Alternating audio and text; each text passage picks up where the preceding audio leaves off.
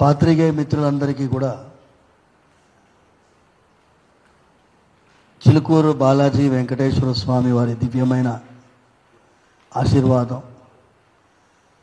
ఈ ఎండలో కూడా ఈ సమావేశానికి మీరు రావడం మీ అందరికీ కృతజ్ఞతాపూర్వకంగా నమస్కరిస్తున్నాం. నా వయసు 58 సంవత్సరాలు. చిలుకూరు బాలాజీ వెంకటేశ్వర స్వామి వారి సేవలో కొన్ని వందల సంవత్సరాలుగా మా కుటుంబం ఉన్నది. ఒక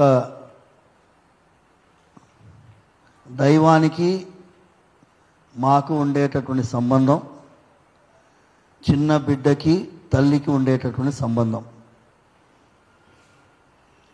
ఆ భగవంతుడికి సేవ చేయడానికి కోసమే మేము పుట్టాము అని మేమందరం భావిస్తాం. మా కుటుంబంలో అందరం.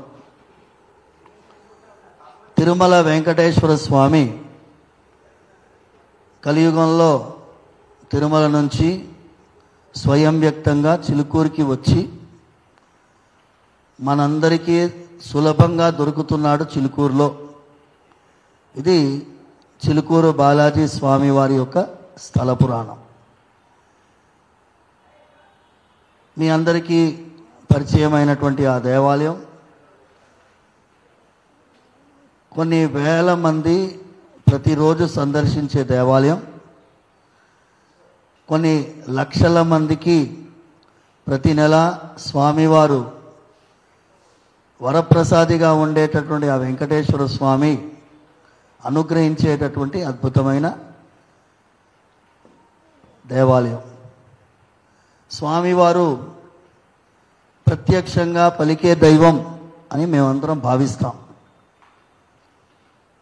అలాంటి స్వామి ఇవాళ రోజు ఈ దేశంలో రాజ్యాంగంలో దైవానికి ఉండేటటువంటి స్థానాన్ని సుస్థిరపరచడానికి రాజ్యాంగబద్ధంగా రామరాజ్యమే స్థాపించడానికి, రాజ్యాంగబద్ధంగా రామరాజ్య స్థాపనకి పూనుకున్నటువంటి ఆ వెంకటేశ్వర స్వామి చిలుకూరు